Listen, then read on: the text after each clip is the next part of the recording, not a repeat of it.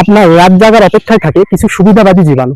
প্রতিটি সুস্থ মানব দেহে বিভিন্ন রকম জীবাণু থাকে, তবে আপনার ইমিউনিটি সিস্টেম সক্রিয় থাকায় সেগুলো সুপ্ত অবস্থায় থাকে এবং অপেক্ষা করতে থাকে ইমিউন দুর্বলতার।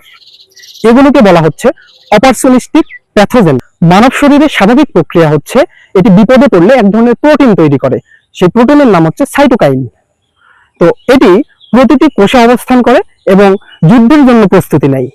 তো আমাদের যখন ঘুম হয় না, আমরা রাত জাগি, তখন আমাদের শরীর এটাকে বিপদ হিসেবে সিলেক্ট করে, ডিটেক্ট করে, এবং ঠিক সেই মুহূর্ত থেকে যে সাইটোকাইন প্রোটিন, এটা যেহেতু কোষে অবস্থান করে এবং যুদ্ধের জন্য প্রস্তুতি নেয়, তারা যুদ্ধ করতে থাকে বিপদকে ঠেকাইতে, বিপদের বিরুদ্ধে। তো একটা সময় যখন এই প্রোটিনটা যেহেতু কোষের মাধ্যমে যুদ্ধ করতেছে, সে এই যুদ্ধের মাধ্যমে আমাদের যে ইমিউনিটি সিস্টেম এটা দুর্বল হতে থাকে, এবং একটা পর্যায়ে যখন ইমিউন সিস্টেম পুরোটাই দুর্বল হয়ে যায়, তখন আমাদের শরীরে বাসা বাঁধতে থাকে ধীরে ধীরে বিভিন্ন রকম অসুখ, বিভিন্ন ধরনের রোগবালাই, জীবাণু, যা আমাদের শরীরের পক্ষে, আমাদের ইমিউনিটি সিস্টেমের পক্ষে রোধ করা খুব কঠিন হয়ে যায় এবং আমরা বিভিন্ন ধরনের অসুখে ভুগতে থাকি। কারণ ঠিক সেই সময় থেকে আমাদের শরীরে যে সব সুপ্ত জীবাণু থাকে তারা সক্রিয় হয়ে যায়, এবং এই সুপ্ত জীবাণুগুলো বেশিরভাগই হয় ক্ষতিকর।